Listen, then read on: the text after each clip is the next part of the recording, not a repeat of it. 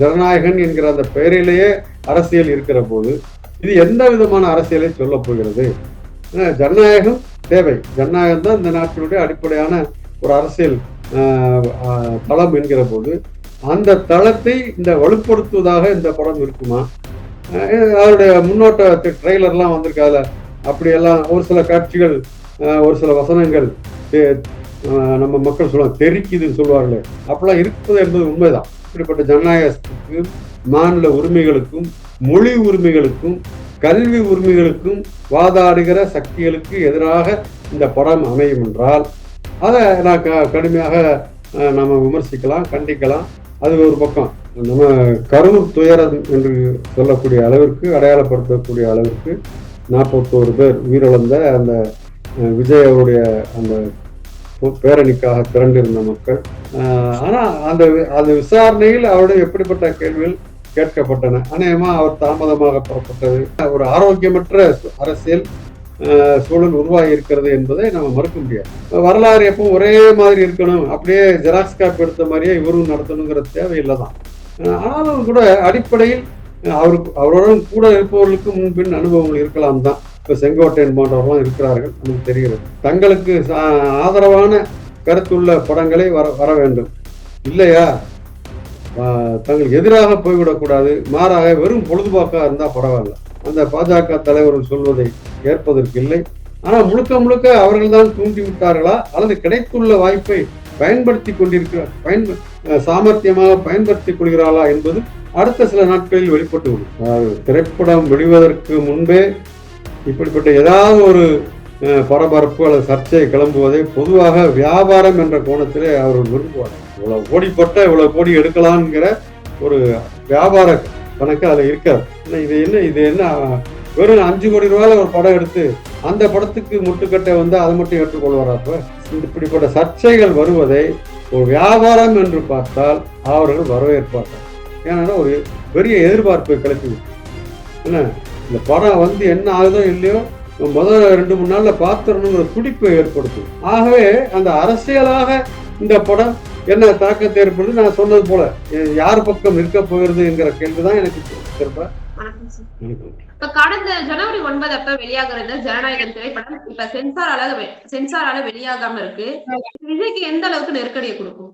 இதை 2 கோணத்துல இந்த கேள்வியை நான் அணுக விரும்புறேன். ஒன்று ஒரு திரைப்படம் என்ற முறையிலையும், இன்னொன்று ஒரு அரசியல் தலைவர் அப்படிங்கிற முறையிலையும் இந்த கேள்வியை அணுகலான்னு பார்க்கிறேன். ஒன்று, நீங்கள் சொன்னது போல ஜனவரி 9ஆம் தேதி இந்த பொங்கல் வெளியீட்டு படங்கள் வருவதை ஒட்டி இந்த படமும் வருவதாக இருந்தது.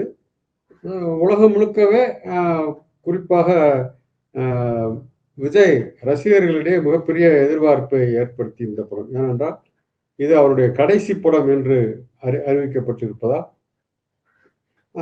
அவருடைய அதாவது அரசியலுக்கெல்லாம் அப்பாற்பட்டும் அவருடைய திரைப்படங்களை ரசிக்கிறவர்கள் நிறைய பேர் இருக்கிறார்கள். அவர்களிடையேயும் ஒரு பரபரப்பு இருந்தது, இந்த படம் எப்படி அமைந்திருக்கிறது என்று பார்க்கலாம் என்று. அந்த படத்தின் பெயரிலேயே ஒரு அரசியல் தொனி இருக்கிறது என்றாலும் கூட அரசியலுக்கு அப்பாற்பட்டவர்களும் அல்லது அவருடைய அரசியலிலிருந்து மாறுபடுகிறவர்களும் கூட, ஆனால் அவருடைய ரசிகர்கள் என்ற முறையில இந்த படத்தை பற்றிய ஒரு மிகுந்த எதிர்பார்ப்புடன் இருந்தார்கள் என்பது உண்மை. ஆனால் ஒரு குறிப்பிட்ட இந்த படத்திற்கு சான்றிதழ் தருவதில் எழுத்து அடிக்கப்படுவதை பார்த்தவுடன் படத்தினுடைய தயாரிப்பு நிறுவனம் KNB என்று நினைக்கிறேன், அவர்கள் உயர்நீதிமன்றத்தை நாடுகிறார்கள். உயர்நீதிமன்றத்தினுடைய ஒற்றை நீதிபதி ஆஷா அவர்கள் ஒரு தீர்ப்பு அளிக்கிறார். ஏன்னா அந்த விசாரணைகளாம் முடித்து விட்டு UA என்ற, அதாவது பெரியவர்கள் துணையுடன் சிறியவர்களும் படத்தை பார்க்கலாம் என்பதற்கான ஒரு சான்றிதழை வழங்குமாறு பரிந்துரைத்து ஆணையிடுகிறார். திரைப்பட தணிக்கை வாரியத்திற்கு அப்படி ஒரு ஆணையை பிறப்பிக்கிறார். அந்த உயர்நீதிமன்றத்தின் ஆணை அப்படி இருக்கிற நிலையில திடீரென்று தணிக்கை வாரியம் என்ன செய்கிறது என்றால், மீண்டும் இவர்கள் அந்த தணிக்கை சான்றிதழுக்காக இவர்கள் மீண்டும் போய் நிற்கிற போது, இல்லை, உங்கள் படத்தை மறு ஆய்வு செய்வதற்காக மேல்நிலை குழுவுக்கு அனுப்பிவிட்டோம் என்று. திரைப்பட தணிக்கை வாரியம் என்பது ஒரு அதற்கென்று தலைவர், அதற்கென்று உறுப்பினர்கள் எல்லாம் இருக்கிறார்கள். ஏன்னா என்ன சொல்கிறார்கள் என்றால் மறு ஆய்வுக்காக மறு ஆய்வு குழுவுக்கு அனுப்பிவிட்டோம் என்று சொல்கிறார்கள். அப்ப இதுதான் இவர்களுக்கு முதல் அதிர்ச்சியாக வருகிறது. மறு ஆய்வு குழு எப்போது எடுத்துக்கொள்ளும், என்ன மாதிரியான முடிவுக்கு வரும் என்ற கேள்வியெல்லாம் இருக்கின்றன. அந்த மறு ஆய்வு குழுவுக்கு ஏன் அனுப்பினார்கள் என்கிற கேள்வியும் இருக்கிறது. அதற்கு ஒரு கடைசி நேரத்தில் ஒரு புகார் வந்தது. அந்த புகாரின் அடிப்படையில் இது அங்கே அனுப்பப்படுகிறது என்று அவர் சொல்லியிருக்கிறார்கள். அந்த புகார் என்ன என்பதெல்லாம் பார்த்தா, புகாரை கொடுத்தவர்கள் யார் என்று பார்த்தால் அதிலேயும் ஒரு வேடிக்கை இருக்கிறது. ஏனென்றால் அந்த தணிக்கை குழு உறுப்பினராக இருப்பவர்கள் ஒருவரே, அதாவது அந்த படத்தை ஏற்கனவே பார்த்த ஒருவர், அந்த குழு 5-6 பேர் பார்த்திருப்பாங்கன்னா அதுல ஒருவர், அவர் இந்த புகாரை கொடுக்கிறார். என்ன புகார் கொடுக்கிறார் என்றால், இந்த படம் மதம் சார்ந்த சில கருத்துக்களை, மத நம்பிக்கை உள்ளவர்களை புண்படுத்தும் வகையில இருக்கிறது, சில கருத்து வசனங்கள் இருக்கின்றன, எனவே இதுக்கு அனுமதி கொடுக்கக்கூடாது அல்லது அவற்றை நீக்க வேண்டும் என்று பரிந்துரைத்தார்கள். ஏற்கனவே இந்த படத்தில் சில திருத்தங்களை வாரியம் சொல்லி அந்த திருத்தங்கள் எல்லாம் செய்து விட்டோம் என்ற அடிப்படையில தான் பட நிறுவனம் அவர்களை அணுகியிருக்கிறது. ஆனாலும் இப்ப புதிதாக இப்படி ஒரு பிரச்சனையை சுட்டி காட்டி, இன்னும் கூடுதலாக இந்தியாவுடைய பாதுகாப்பு படைகள், இராணுவம் உள்ளிட்ட அந்த பாதுகாப்பு படைகளை ஒரு தவறான கண்ணோட்டத்தில் சித்தரிப்பதாகவும் காட்சிகள் இருக்கின்றன. அவர்கள் மீதான மதிப்பை சீர்குலைக்கும் வகையில காட்சிகள் இருக்கின்றன. ஆக அதை எதிர்த்தும் அந்த குறிப்பிட்ட உறுப்பினருடைய மனு இருப்பதாக தெரிகிறது. அப்படி ஒரு புகாரை கொடுத்தவர் யார் என்றெல்லாம் வெளியிடப்படவில்லை என்றாலும் கூட இந்த அளவிற்கு செய்திகள் வந்துள்ளன. அந்த குழுவை சேர்ந்த ஒருவர் தான் கொடுத்திருக்கிறார் என்று. சரி, இப்ப மறு ஆய்வு குழு என்ன செய்ய 21ஆம் தேதி வரைக்கும் கால அவகாசம் இருக்கிறது. என்ன செய்ய போறாங்க என்று பார்க்கலாம். இது ஒரு பக்கம். இதுவரைக்கும் என்ன நடந்திருக்கிறது என்பதை பொறுத்து. ஆனா இப்ப நான் சொன்னேன், ஒரு திரைப்படம் என்ற முறையிலும் ஒரு அரசியல் என்கிற முறையில் இந்த படத்தை எப்படி நான் பார்க்கிறேன் என்று உங்களோட பகிர்ந்து கொள்ள விரும்புகிறேன். ஒன்று, திரைப்படம் என்ற முறையில எனக்கு ஒரு தணிக்கை குழு இப்படியெல்லாம் ஒரு கலை படைப்பிற்கு, கலையும் வணிகமும் கலந்த படைப்பு தான் சினிமா, நமக்கு தெரியும். முழுக்க முழுக்க இது கலை என்று அப்படியே கொண்டாடவும் முடியாது, அல்லது முழுக்க முழுக்க இது வியாபாரம் என்று ஒதுக்கி விடவும் முடியாது. ரெண்டும் கலந்ததாக ஏதோ ஒரு வகையில் லட்சக்கணக்கான கோடிக்கணக்கான மக்களை ஈர்க்கக்கூடிய ஒன்றாக சினிமா என்கிற கலை இருப்பது நமக்கு தெரியும், உலகம் முழுக்கவே, ஏன்னா எல்லா மொழிகளிலும். அந்த வகையில ஒரு திரைப்பட தயாரிப்புக்கு, ஒரு கலை சார்ந்த படைப்புக்கு இப்படிப்பட்ட தணிக்கை நெருக்கடிகள் தேவைதானா அப்படிங்கிற கோணத்திலே நான் யோசிக்கிறேன். அது மட்டும் ஒரு கலையின் மூலமாக இப்படிப்பட்ட நெருக்கடி கொடுக்கும்போது அது வெறும் கலைக்கும் கலை வெளிப்பாட்டுக்கும் மட்டுமல்ல, ஒரு கருத்து வெளிப்பாட்டு, அந்த திரைப்படத்தின் மூலமாக ஒரு கருத்து சொல்லப்படுகிறது. அந்த கருத்துல எனக்கு உடன்பாடு இருக்கலாம் அல்லது முரண்பாடு கூட இருக்கலாம். அது படம் வந்த பிறகு அந்த கருத்து ஏற்கத்தக்கதா இல்லையா என்று முடிவு செய்ய வேண்டிய பொறுப்பு எனக்கும் உங்களுக்கும் உள்ளது இல்லையா? அது நம்முடைய உரிமை, மக்களுடைய உரிமை. ஆனால் ஒரு வாரியம் தலையிட்டு இல்லை, இதெல்லாம் இந்த படம் மக்கள் பார்க்க வேண்டாம் என்று முடிவு செய்கிறார் என்றால், இந்த வசனத்தை கேட்கக்கூடாது, கேட்க வேண்டியதில்லை என்று முடிவு செய்கிறார்கள் என்றால், அது அந்த கலை வெளிப்பாட்டு உரிமையின் மீதான ஒரு வன்மையான தாக்குதல் என்றுதான் சொல்லணும். நான் இந்த ஒரு குறிப்பிட்ட திரைப்படத்தை மட்டும் நான் சொல்லவில்லை. கடந்த காலங்களில் எத்தனையோ திரைப்படங்களில் அப்படிப்பட்ட அந்த திரைப்படங்களுக்கு எதிரான பல தாக்குதல்கள் தொடுக்கப்பட்டிருக்கின்றன. அதனுடைய தொடர்ச்சியாகத்தான் அதையும் பார்க்க முடிகிறது. அப்படிப்பட்ட ஒரு தணிக்கை ஏற்பாடு தேவைதானா அப்படிங்கிறத நம்ம தனியாக கூட விவாதிக்கலாம். பின்னொரு இன்றைய சந்திப்பிலேயே கூட இன்னொரு கட்டத்தில் அதை விவாதிக்கலாம்னு நான் நினைக்கிறேன். இது ஒரு பகுதி. இன்னொரு அரசியலாக நான் பார்க்கிறேன். அரசியலாக பார்க்கிற போது எனக்கு என்ன ஒரு அடிப்படையான அரசியல் அக்கறை உள்ளவனாக, அரசியல் நிகழ்ச்சி போக்குகளை கவனித்து வருகிறவனாக, எப்படிப்பட்ட மாற்றங்கள் வர வேண்டும் என்று விரும்புகிறவனாக, அல்லது எப்படிப்பட்ட மாற்றம் வந்துவிடக் கூடாது என்று கவலைப்படுகிறவனாக, இப்படி பல கோணங்களிலும் பார்க்கிற போது இந்த திரைப்படம், நான் சொன்னது போல ஜனநாயகன் என்கிற அந்த பெயரிலேயே அரசியல் இருக்கிற போது இது எந்த விதமான அரசியலை சொல்ல போகிறது? ஜனநாயகம் தேவை. ஜனநாயகம் தான் இந்த நாட்டினுடைய அடிப்படையான ஒரு அரசியல் தளம் என்கிற போது அந்த தளத்தை இந்த வலுப்படுத்துவதாக இந்த படம் இருக்குமா? அதனுடைய முன்னோட்ட ட்ரெய்லர்லாம் வந்திருக்காதுல, அப்படியெல்லாம் ஒரு சில காட்சிகள், ஒரு சில வசனங்கள் நம்ம மக்கள் சொல்லுவாங்க தெரிக்குதுன்னு சொல்லுவார்களே, அப்படிலாம் இருப்பது என்பது உண்மைதான். ஆனா அதே நேரத்துல ஜனநாயக முறையாகத்தான் அதெல்லாம் தீர்வு காணப்படுகிறதா பார்த்தா கதாநாயகன் ஆயுதத்தோடு சுற்றுகிறார். அது ஜனநாயக முறைதானான்னு தெரியல. அதெல்லாம் இருக்கட்டும். ஒரு முழு திரைப்படம் வராமல் நாம் அதை கணித்து விட முடியாது என்பது நான் புரிந்து கொள்கிறேன்.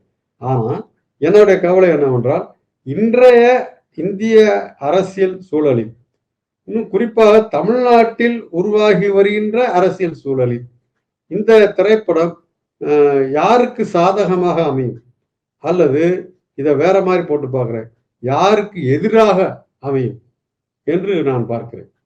இப்ப இன்றைக்கு இந்த தமிழக மக்களுடைய மக்களுக்கே உரிய, தமிழ் மக்களுக்கே உரிய இந்த மகத்தான மதச்சார்பற்ற பாரம்பரியம் ஒன்று இருக்கிறது இல்லையா? இவர் ஒரு சாமியை கும்பிடுவாரு, பக்கத்து வீட்டுல இருக்கிற இன்னொரு சாமியை கும்பிடுவாரு, 2 பேர் சேர்ந்து ஒரே விருந்து சாப்பிடுவாங்க. இதெல்லாம் இந்த மண்ணினுடைய மகத்தான பாரம்பரியம். அந்த பாரம்பரியத்துக்கு ஊறு விளைவிக்கின்ற நிகழ்ச்சி போக்குகள் அரங்கேற்றப்படுகின்ற ஒரு சூழலில் அந்த பாரம்பரியத்தை பாதுகாக்க வேண்டும் என்று சொல்கின்ற சக்திகளும் அரசியல் களத்திலே நிற்கின்றன. எப்படியாவது இது சீர்குலைத்த வேண்டும் என்று முனைகின்ற அந்த சக்திக்கு ஆதரவான ஆட்களும் திரண்டு களத்தில் நிற்கிறார்கள். அப்படி நிற்கிற போது, மிக சரியாக இரண்டாக பிரிந்து நிற்கிற போது, ஒரு அரசியல் தலைமைக்கு வருகிற ஒருவர் அல்லது ஒரு அரசியல் தலைமைக்கு வருகின்ற ஒரு சக்தி நிச்சயமாக அந்த காட்சிக்கு ஒரு கணிசமான பகுதி மக்கள் அவருடைய ரசிகர்களாக இருந்து கூட வந்திருக்கலாம். அவர்களுடைய ஆதரவு இருக்கு என்பதை மறுக்க முடியாது. இந்த ஆதரவை யார் பக்கம் தூக்கி கொடுக்க போகிறார்? தனக்குத்தானே வைத்துக் கொள்வது என்பது ஒரு பக்கம் இருக்கட்டும். தனக்குத்தானே வைத்துக் கொண்டாலும் கூட இன்றைய சூழலில் நான் சொன்னது போல 2 அணிகள் பிரிந்து நிற்கிற போது யாருக்கு சாதகமாக இந்த படம் அமையப் போகிறது அல்லது யாருக்கு எதிராக அமையப் போகிறது என்கின்ற கவலை நிச்சயமாக இருக்கிறது. ஆனா ஒருவேளை இது எதிராக அமையும், இப்படிப்பட்ட ஜனநாயகத்துக்கும் மாநில உரிமைகளுக்கும் மொழி உரிமைகளுக்கும் கல்வி உரிமைகளுக்கும் வாதாடுகிற சக்திகளுக்கு எதிராக இந்த படம் அமையும் என்றால் அதை நான் கடுமையாக நம்ம விமர்சிக்கலாம், கண்டிக்கலாம். அது ஒரு பக்கம் என்றாலும் கூட அதை சொல்லி அதற்காக இந்த படம் தடை செய்யப்படும் என்றால் அதை நான் ஏற்றுக்கொள்ள மாட்டேன். ஒரு கலைப்படைப்பா அது வரட்டும், அது உண்டு இல்லைன்னு ஆக்கிற பொறுப்பு எனக்குள்ளது. என்ன எனக்குன்னா மக்களுக்கு உள்ளது. அதை ஒரு வாரியம் தட்டி பறிப்பதை ஏற்க முடியாதுங்கிறது என்னுடைய கருத்து. ஆக இப்ப 21ஆம் தேதிக்குள் தணிக்கை வாரியம் என்ன முடிவு எடுக்கிறது என்பதை நாம் பொறுத்திருந்து பார்க்க வேண்டியிருக்கோம். கரூர் சம்பவத்தால விஜய் ஆஜராக சொல்லியிருக்காங்க. இது எந்த வகையில தாக்கத்தை ஏற்படுத்தும்? விஜய் மேல நடவடிக்கை எடுக்கப்படுமா? நம்ம கரூர் துயரம் என்று சொல்லக்கூடிய அளவிற்கு, அடையாளப்படுத்தக்கூடிய அளவிற்கு 41 பேர் உயிரிழந்த அந்த விஜய் அவருடைய அந்த பேரணிக்காக திரண்டிருந்த மக்கள், அதுல ஏற்பட்ட அந்த கூட்ட நெருக்கடி, அதுல அந்த நெரிசலில் சிக்கி அத்தனை பேர் இறந்து போன அந்த துயரம், இது தமிழ்நாடு முழுக்க ஒரு கலக்கத்தை ஏற்படுத்தியது, கவலையை ஏற்படுத்தியது.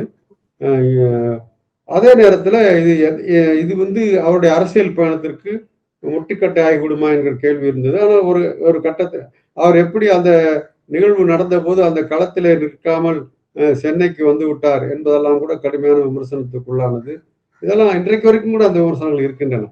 அதே நேரத்தில் இப்போ இதற்காக அமைக்கப்பட்ட தமிழக அரசு அமைத்த விசாரணை ஆணையத்தை தள்ளிவிட்டு நீதிமன்றம் தானாகவே சிபிஐ விசாரணைக்கு ஆணையிட்டது.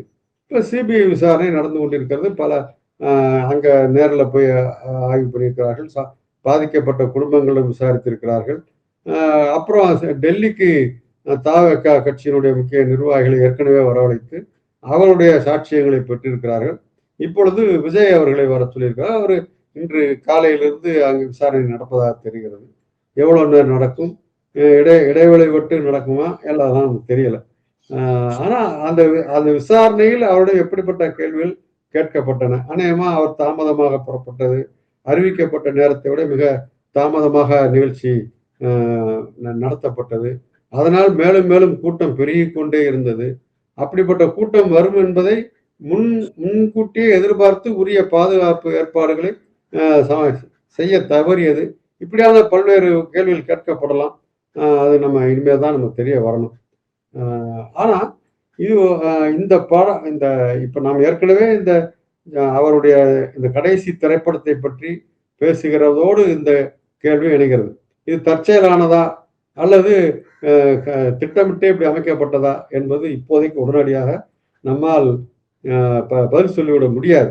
ஏனென்றால் இன்றைய சூழலில் எது வேண்டுமானாலும் நடக்கலாம், எப்படி வேண்டுமானாலும் நடக்கலாம் என்கின்ற ஒரு விதமான ஒரு ஆரோக்கியமற்ற அரசியல் சூழல் உருவாகி இருக்கிறது என்பதை நம்ம மறுக்க முடியாது. அப்படி என்கிற போது இது இந்த விசாரணையில் அவர் கொடுக்கக்கூடிய விளக்கங்கள், அதை சிபிஐ எவ்வாறு எடுத்துக்கொள்கிறது, திரும்ப அந்த அந்த அறிக்கையை எவ்வாறு நீதிமன்றத்திடம் ஒப்படைக்கப் போகிறது என்பதெல்லாம் பொறுத்து தான் இந்த கேள்விக்கான இறுதி பதிலை நாம் சொல்ல முடியும். என்றாலும் கூட எந்த வேறு விதமான அரசியல் பயிற்சி களம் எதுவும் இல்லாதவராக, இவருக்கு முன்னாலேயே திரைப்படத்துறையில் இருந்து அரசியலில் வெற்றி கொடி நாட்டியவரான எம்ஜிஆர் அவர்கள் எந்த அளவிற்கு அந்த பயிற்சி களத்தில் இருந்து வந்தார். மக்களை அந்த அரசியல் அவர் சார்ந்திருந்த திமுக சார்பிலேயே மக்களை சந்திப்பவராக, மக்களை திரட்டுவராகவே அவர் இருந்தார். அது ஒரு அந்த அனுபவம் கொடுத்த துணிவில் இருந்தால் தனி கட்சியே தொடங்கினார் இல்லையா? அதற்கப்புறம் அவருடன் இணைந்திருந்த ஜெயலலிதா அவர்களும் அதே கட்சியை தலைமை தாங்கி வழி நடத்தினார் என்கிற அந்த பின்னணியெல்லாம் இருக்கிறது. ஆனால் வரலாறு எப்பவும் ஒரே மாதிரி இருக்கணும், அப்படியே ஜெராக்ஸ் காப்பி எடுத்த மாதிரியே இவரும் நடத்தணுங்கிற தேவையில்லை தான். ஆனாலும் கூட அடிப்படையில் அவருடன் கூட இருப்பவர்களுக்கு முன்பின் அனுபவங்கள் இருக்கலாம் தான். இப்ப செங்கோட்டையன் போன்றவர்கள்லாம் இருக்கிறார்கள், நமக்கு தெரிகிறது. ஆனாலும் கூட இவருக்கே எந்த அளவிற்கு அந்த அரசியல் களம் என்கின்ற திரைப்படங்களில் அரசியல் சார்ந்த சில வசனங்களை பேசியிருக்கிறார், சில காட்சிகளில் நடித்திருக்கிறார் என்பது மட்டுமா, அல்லது அவ்வப்போது தன்னுடைய அரசியல் முடிவு இதுதான், அரசியல் என்ன சொல்வது, அரசியல் வழிமுறை இன்றைக்கு இதுதான் என்று சில தேர்தலின் போது வெளிப்படுத்தி இருக்கிறார். ஒரு தேர்தலில் அவர் வாக்களிக்க வரும்போது கூட இந்த கருப்பு சிவப்பு வண்ணம் பூசிய சைக்கிள்ல தான் வந்தார். யாருக்கும் பதில் சொல்லலை, கேட்கறவங்களுக்குலாம் அந்த சைக்கிளே பதில் சொல்வது போல. இப்படியான சில விளையாட்டுகள்லாம் அவர் செஞ்சிருக்கிறார் தான். ஆனா அது மட்டுமே ஒரு அரசியல் அரசியல் கள அனுபவம் என்பதை கொடுத்து விடாது. எனவே இன்றைக்கு இந்த விசாரணை என்பது இது கூடுதல் களப்பயிற்சியாக இவருக்கு அமையும் என்று நினைக்கிறேன். அதுல எப்படி என்ன விதமான பதிலை சொல்ல போகிறார், அது சிபிஐ ஏற்கிறதா நீதிமன்றம் ஏற்கிறதா என்பதெல்லாம் ஒரு பக்கம், தமிழ் சமூகம் ஏற்கத்தக்கதாக இருக்கிறதா, தமிழ் மக்கள் ஏற்கக்கூடியதாக அந்த பதில் இருக்குமா? ஏனென்றால் அந்த நேரத்தில் ஒரு உணர்ச்சிகரமான ஒரு காணொளி வெளியிட்டார் என்பதெல்லாம் நான் பார்த்தோம், வருத்தம்லாம் தெரிவிச்சு. ஆனா அது போதாதில்ல. ஏன்னா இன்றைக்கு இத்தனை காலம் ஆகிவிட்டது. அவரு கடந்த காலத்தில் தமிழக ஆளுங்கட்சியை மட்டுமே குறை சொல்கின்ற கருத்துக்கள் தான் வெளிப்பட்டன. தன் பக்கத்து தவறுகளை ஒரு சிறு அளவு கூட ஒப்புக்கொள்கிற ஒரு சுய விமர்சனம் அவர் வெளிப்படவே இல்லை. அப்படி என்கிற போது இன்றைக்கு இந்த விசாரணையிலே அவர் என்ன சொல்லியிருக்கிறார் என்பது என்ன தாக்கத்தை ஏற்படுத்தும் என்பது ஒரு முக்கியமான கேள்வி.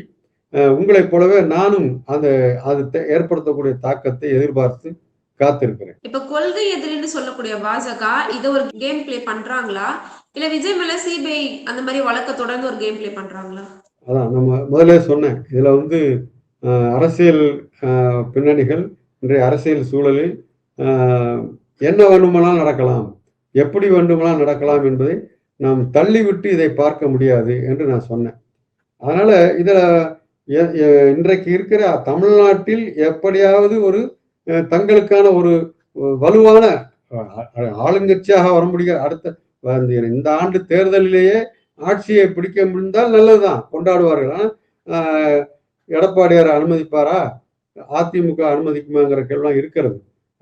அதே நேரத்துல அடுத்தடுத்த தேர்தல் வருவதற்குள் தமிழகத்தில் ஒரு முக்கியமான மையமான சக்தியாக தன்னை வலுவான சக்தியாக உருவாக்கிக் கொள்வதற்கான அத்தனை முயற்சிகளிலும் பிஜேபி ஈடுபட்டு இருக்கிறது என்பது நமக்கு தெரியும்.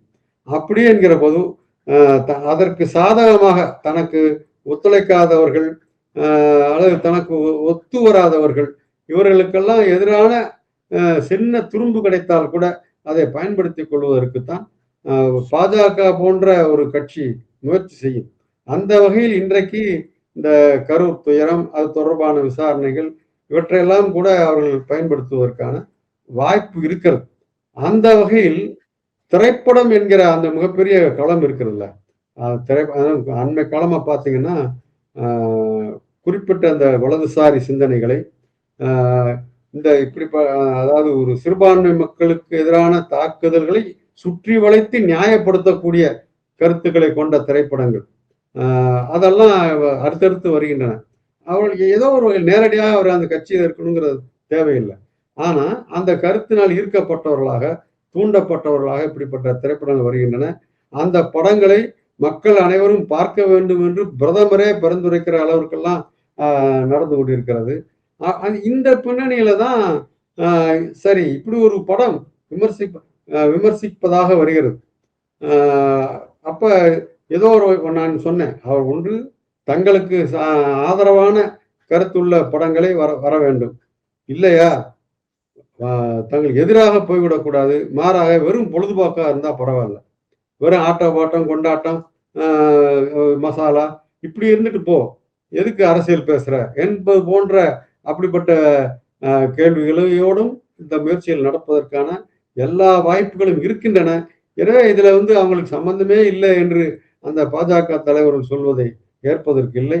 ஆனா முழுக்க முழுக்க அவர்கள் தான் தூண்டி விட்டார்களா அல்லது கிடைத்துள்ள வாய்ப்பை பயன்படுத்தி சாமர்த்தியமாக பயன்படுத்திக் கொள்கிறாளா என்பது அடுத்த சில நாட்களில் வெளிப்பட்டு விடும். இப்ப திரைப்படம் வெளியாகிறதுக்கு முன்னாடி இவ்வளவு பிரச்சனைகள், இவ்வளவு விமர்சனங்கள் வந்துட்டு இருக்கு. இது வெளிவந்த அப்புறம் என்ன மாதிரி தாக்கத்தை ஏற்படுத்தும்? திரைப்படம் வெளிவதற்கு முன்பே இப்படிப்பட்ட ஏதாவது ஒரு பரபரப்பு அல்லது சர்ச்சை கிளம்புவதை பொதுவாக வியாபாரம் என்ற கோணத்திலே அவர்கள் விரும்புவார்கள். ஏனென்றால் நான் சொன்னது போல இது வெறும் கலை மட்டுமல்ல, ஒரு கலைக்காக தங்களை அர்ப்பணித்துக் கொண்டு இப்படி ஒரு முதலீடுகளை செய்கிறார்கள் என்றெல்லாம் சொல்ல முடியாது. இவ்வளவு கோடி போட்ட இவ்வளவு கோடி எடுக்கலாம்ங்கிற ஒரு வியாபார கணக்கு அதுல இருக்காது. அதே நேரத்துல இது நான் சொன்னது போல இது வணிகம்தான், இதுல போய் நாம என்ன கருத்து சொல்றதுக்கு என்று நாம் ஒதுக்கிவிட வேண்டியதும் இல்லை. ஆனால் அதே நேரத்துல இந்த அப்படியே இதற்காக மனம் வருந்தி இப்படிலாம் நடக்கிறதே என்று அதுக்காக நொந்து போக வேண்டிய தேவையும் இல்லைதான் என்று பார்க்கிறேன். ஏனென்றால் இப்ப உதாரணமா சில பேர் கேட்கிறார், இப்போ திரையுலகத்திலே பார்த்தீர்கள் என்றால் மாரி செல்வராஜ் போன்றவர்கள், ரஞ்சித் போன்றவர்கள், இவர்களெல்லாம் இன்னும் பல முக்கியமான திரைப்பட ஆளுமைகள், இவங்கெல்லாம் இந்த இந்த முட்டுக்கட்டை போடப்படுவதற்கு தங்களுடைய எதிர்ப்பை பதிவு செய்து வந்திருக்கிறார்கள். இது ரொம்ப ஆரோக்கியமற்ற போக்கு, ஒரு கவலையை தருகின்ற போக்கு என்று. ஏன்னா அவர்களுடைய கவலை எங்கிருந்து? ரஞ்சித் போன்றவர்களுக்கு இந்த கவலை வருகிறது என்றால், மாரி செல்வராஜ் போன்றவர்களுக்கு இந்த கவலை வருகிறது என்றால், அந்த கவலைக்கு அடித்தளமாக என்ன இருக்கும்? அவர் நமக்கு தெரியும், சமூகத்தை கேள்வி கேட்கின்ற படங்களை அவர் எடுக்கிறவர், வெறும் அரசியல் படங்கள் அல்ல அவை. இந்த சமூகத்தில் ஊறி போயிருக்கின்ற ஒரு இன்னும் குணப்படுத்த முடியாத புற்றுநோயாக இருக்கின்ற ஜாதியத்தை பற்றி பேசுகின்ற படத்தை எடுக்கிறவர்கள். எதிர்காலத்தில் அப்படிப்பட்ட படங்களுக்கும் முட்டுக்கட்டை போடுவதற்கான வாய்ப்பு இல்லை என்று சொல்லிவிட முடியாது. எனவே இது ஒரு மசாலா படம் தானே, ஒரு விஜய் அவருடைய சொந்த லாபத்துக்காக, அவர் சொந்த அரசியல் ஆதாயத்துக்கு எடுக்கிற படம் தானே என்று தள்ளிவிடாமல், ஒரு திரைப்படம் என்கிற முறை அந்த களத்தை சேர்ந்தவர்கள் இந்த முட்டுக்கட்டை முயற்சிக்கு எதிர்ப்பு தெரிவிப்பது என்பதை நான் புரிந்து கொள்கிறேன். இன்னொரு பக்கம் பார்த்தீங்கன்னா எஸ்.வி. சேகர் ஒரு கருத்து சொல்லியிருக்கிறார். ஏன்னா அந்த பட தயாரிப்பாளர் 500 கோடி ரூபாய் முதலீடு செய்திருக்கிறோம், அப்ப அதுக்காக தாமதமாகும் போது அது ஏற்படக்கூடிய வட்டி செலவு, இந்த வழக்கு உச்ச நீதிமன்றத்துக்கு சென்றிருக்கிறார்கள், அப்ப அதற்காக ஆகக்கூடிய செலவு என்று நிறைய இன்னும் பல கோடியை தாண்டுவார். அதை பற்றி ஒரு கவலையை அவர் வெளிப்படுத்துகிற போது எஸ்.வி. சேகர் என்ன சொல்கிறார் என்றால், நானும் சினிமாவிலேருந்து வந்தவன் தான் எல்லாம் சொல்லிட்டு தணிக்கை வாரியத்தில் நான் இருந்திருக்கிறேன் அப்படின்னு சொல்லிட்டு, உங்களை யாரு 500 கோடி ரூபாய் போட்டு படம் எடுக்க சொன்னான்னு கேட்கிறேன்.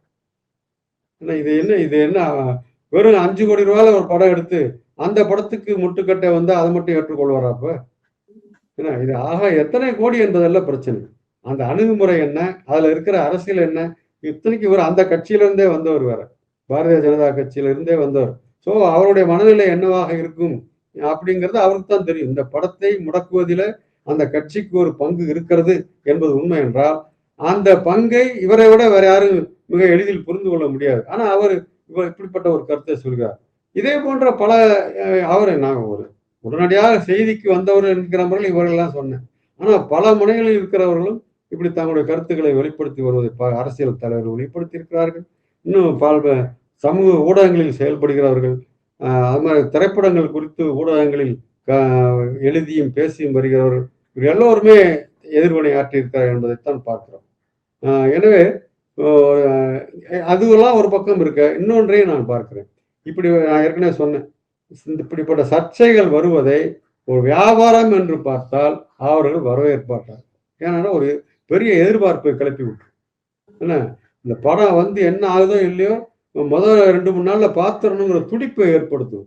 ஆக அந்த 2-3 நாட்கள்லயே போட்ட காசை எடுத்து விடுவார்கள் என்கிற அளவிற்கு படம் வியாபாரமாகிவிடும். ஏன்னா இப்ப உள்ள நிலைமையில வாங்கின டிக்கெட்டுக்காக வாங்கின பணத்தெல்லாம் திரையரங்குகளில் திருப்பி கொடுத்து வருகிறார்கள்ங்கிற செய்தி வருகிறது தான். அதனால சில பேர் வந்து எப்போ வருதோ அப்போ வச்சுக்கன்னு சொல்லிக்கலாம். பட் அது உத்தரவாதமா இல்லாத போது அதை ஏற்க மாட்டார்கள். அதை பார்ப்போம், அதெல்லாம் என்ன வருதுங்கிற அந்த தகவல்கள் வந்தால் தெரிந்து கொள்வோம். ஆனா ஒரு எதிர்பார்ப்பை கிளறி விடுவதற்கு ஏன்னா மற்ற முந்தைய சில படங்கள் இதே போல் முடக்கப்பட்ட போதெல்லாம் அது பெரிய எதிர்பார்ப்பை கிளறியதும், அதனால் வணிக ரீதியாக ஒரு வெற்றியை கூட கொண்டு வந்து கொடுத்ததும், ஆனால் பிறகு கடுமையான விமர்சனங்களுக்கு உள்ளானது போன்ற வரலாறு கூட உண்டு. மிகப்பெரிய பரபரப்பை ஏற்படுத்தி இந்த படமே வெளிவராதோ என்ற கவலையை ஏற்படுத்தி, ஆனால் அதை தடையெல்லாம் தாண்டி வெளிவந்த படம் அந்த எதிர்பார்ப்புக்கு கொஞ்சம் கூட பொருத்தம் இல்லாமல் சொதப்பலாக முடிந்து போன கதையெல்லாம் உண்டு. என்ன, இந்த ஜனநாயகன் அப்படித்தானாங்கிறதும் கூட நம்ம பொறுத்திருந்தான் பார்க்க வேண்டும். ஆனா ஆகவே வணிகம் என்று பார்த்தால் இப்படி அவருக்கு ஏதோ ஒரு வகையில கொஞ்சம் லாபத்தை கொடுக்கக்கூடிய ஒரு முட்டுக்கட்டை முயற்சி தான் இது. ஆனா அரசியல் என்று பார்த்தால் கூடுதலாக விஜய் மீது ஒரு பரிவை கூட ஏற்படுத்தும். இதை வெறும் சினிமாவை மட்டும் பார்த்துட்டு போவதான்னு பேசலாம் தான். ஆனா தமிழ் மண்ணில சினிமாவுக்கு என்று அந்த அரசியல் சார்ந்த பின்புலம் ஒன்று இருக்கிறது. சினிமா மட்டும் இல்லை, நாடகங்கள் மட்டுமே இங்கே இருந்த காலம், சினிமா என்கிற கலையே வராத காலத்தில் கூட நாடகங்களுக்கு என்று ஒரு அரசியல் தாக்கம் இருந்தது. விடுதலை போராட்ட காலத்துல எத்தனையோ நாடகங்கள் அந்த விடுதலை போராட்டத்தின் தேவையை, அவருடைய உணர்ச்சியை பேசுவதாக, அதற்காக நாடக கலைஞர்கள் கைது செய்யப்பட்ட கதையெல்லாம் கூட உண்டு. இப்படி நிறைய சொல்லலாம். ஏன் நம்ம சாதாரண தெருக்கூத்துன்னு சொல்றாங்க, கிராமப்புற தெருக்கூத்து. அந்த கிராமங்கள்ல போய் வேற யாராவது அரசியல் பேசினா அடிப்பாங்க. ஆனா அந்த அந்த நாடகத்துல வரக்கூடிய ஒரு கோமாளி கதாபாத்திரம் இருக்கும், அவர் வேடிக்கையாவே பேசிக்கிட்டு இருப்பார். கதாநாயகன் அந்த ஊர் ஜமீன்தாரை பத்தி எதுவும் பேசிட முடியாது. அப்படி பேசிட்டான்னா ஊருக்கு போக முடியாது. ஆனா அந்த பஃபூன், அந்த கோமாளி கேலியா பண்ணுவான். ஏன்னா அந்த ஜமீன்தாருக்கு என்னென்ன தொடர்புகள்லாம் இருக்கிறதுன்னு கூட பேசுவோம். அதெல்லாம் சேர்ந்து ரசிப்பார்கள். அந்த ஜமீன்தார் வீட்டுக்காரர்களே கூட ரசிப்பார்கள். இது கலையினுடைய ஆற்றல் இது. ஏன்னா அப்ப அதோடைய தொடர்ச்சி இன்றைக்கு திரைப்படத்திலும் பெரிய அளவுல இருக்குங்கிறத பார்க்கிறோம். ஆகவே அந்த அரசியலாக இந்த படம் என்ன தாக்கத்தை ஏற்படுது, நான் சொன்னது போல யார் பக்கம் நிற்க போகிறது என்கிற கேள்விதான் எனக்கு திரும்ப திரும்ப. அந்த வகையில படம் முடக்கப்படுவதை நான் நிச்சயமாக ஏற்கவில்லை. ஆனால் இந்த படம் பற்றிய இந்த இப்படிப்பட்ட அளவுக்கு மிஞ்சிய, அதனுடைய நியாயத்துக்கு மிஞ்சிய எதிர்பார்ப்புகள் கிளறிவிடப்படுவது என்பதும் ஆரோக்கியமானதல்ல என்றும் நான் பார்க்கிறேன்.